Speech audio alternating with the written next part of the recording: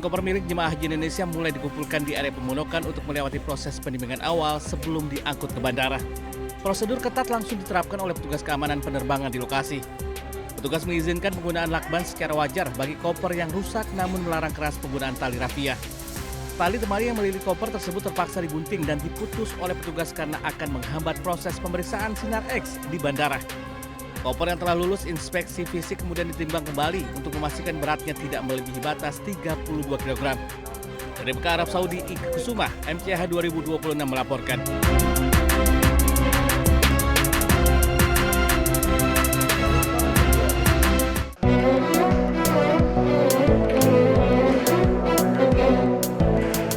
Video amatir merekam proses pembongkaran koper jemaah haji yang terdapat air zam-zam di dalamnya.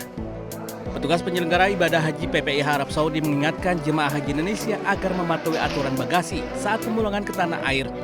Salah satu pelanggaran yang masih banyak ditemukan adalah penyimpanan air zam-zam di dalam koper bagasi. Kepala Daerah Kerja Bandara PPIH Arab Saudi mengingatkan jemaah untuk tidak membawa air zam-zam karena akan berpotensi dibongkar kopernya. Jemaah haji akan mendapatkan haknya berupa air zam-zam di tanah air yang telah didistribusikan ke asrama haji di kabupaten kota.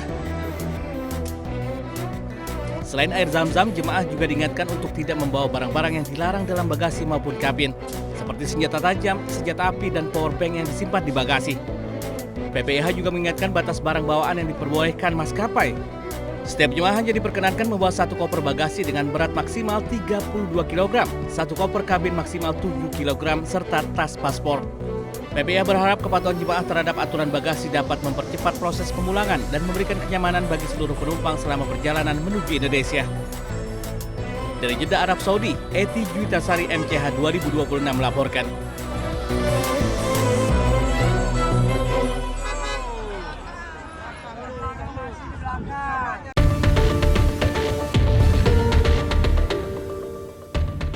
Gerakan Perlawanan Libanon Hizbullah mengumumkan serangkaian operasi militer yang menargetkan pasukan Israel, infrastruktur militer, dan permukiman di Palestina Utara yang diduduki.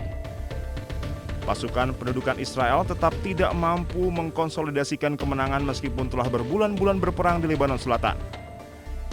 Menurut pernyataan yang dikeluarkan Hizbullah, para pejuang mereka melakukan serangan terhadap konsentrasi pasukan Israel, kendaraan militer, dan pusat komando. Hizbullah juga melancarkan serangan roket dan operasi drone yang menargetkan permukiman dan situs militer di seluruh Palestina Utara yang diduduki. Hizbullah mengatakan para pejuangnya menyergap pasukan Israel yang mencoba maju menuju pinggiran kota Dabin pada Sabtu pagi. Kemudian pada Sabtu malam, Hizbullah menargetkan konsentrasi tentara dan kendaraan militer Israel di daerah Dabin dengan tembakan artileri dan serangan roket. Serangan tersebut merusak 2 tank Merkava dan memaksa pasukan yang menjadi sasaran untuk mundur. Hizbullah juga mengumumkan serangan roket yang menargetkan infrastruktur militer di Naharia dan kota Safat yang diduduki. Gerakan tersebut juga melaporkan menargetkan markas komando militer Israel di Naqoura dan Barak Yara dengan sejumlah besar drone serang. Serangan roket tambahan diluncurkan ke arah Kiryat Shmona dan infrastruktur militer di Karmiel. Hizbullah menimbulkan kerugian besar pada pasukan pendudukan Israel termasuk unit-unit elit dari Divisi ke-36 dan Brigade Golani.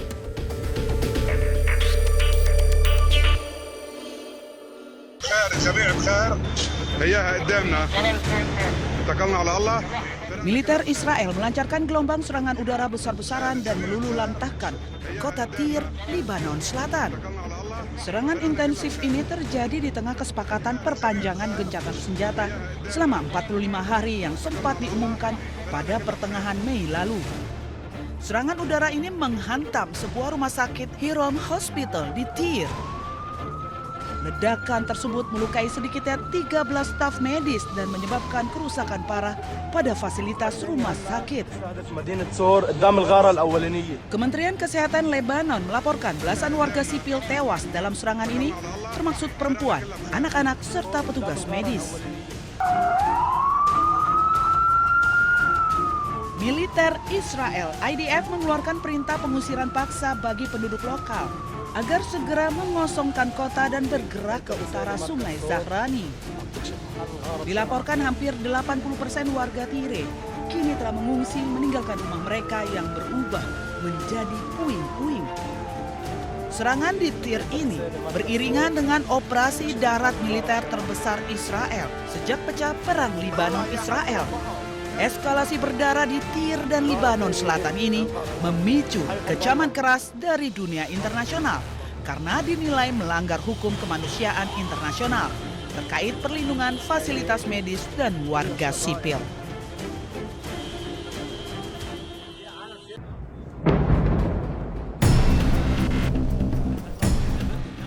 Kota Nabatia, Lebanon kembali dibombardir Israel.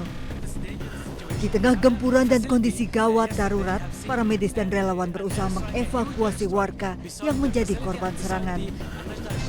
Di bawah tekanan dan ketakutan akan serangan terhadap para medis, mereka melakukan upaya penyelamatan namun juga harus menghadapi ancaman keselamatan terhadap nyawa mereka. Para medis di Lebanon berulang kali menjadi target serangan Israel saat melakukan upaya penyelamatan. Rumah sakit yang beroperasi di Nabatia hanya tersisa sedikit juga menjadi target serangan.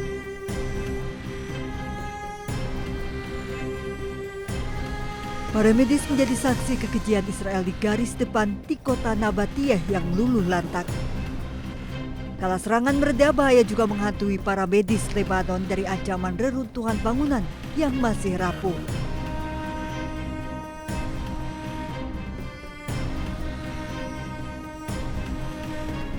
Pasca serangan Israel ke Nabatia, evakuasi korban luka dan meninggal menuju ke fasilitas medis juga menghadapi ancaman serangan Israel yang kerap menargetkan mobil ambulans.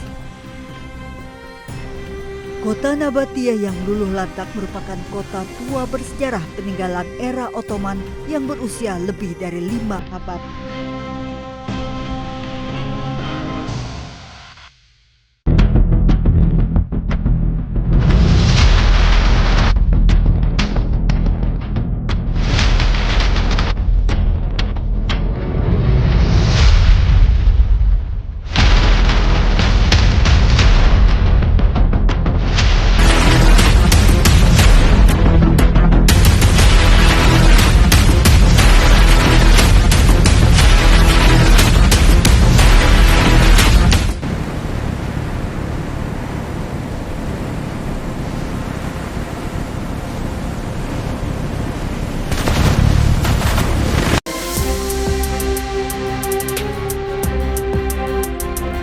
Ratusan koper milik jemaah haji Indonesia mulai dikumpulkan di area pemondokan untuk melewati proses penimbangan awal sebelum diangkut ke bandara.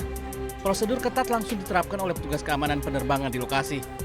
Petugas mengizinkan penggunaan lakban secara wajar bagi koper yang rusak namun melarang keras penggunaan tali rafia. Tali temali yang melilit koper tersebut terpaksa digunting dan diputus oleh petugas karena akan menghambat proses pemeriksaan sinar X di bandara.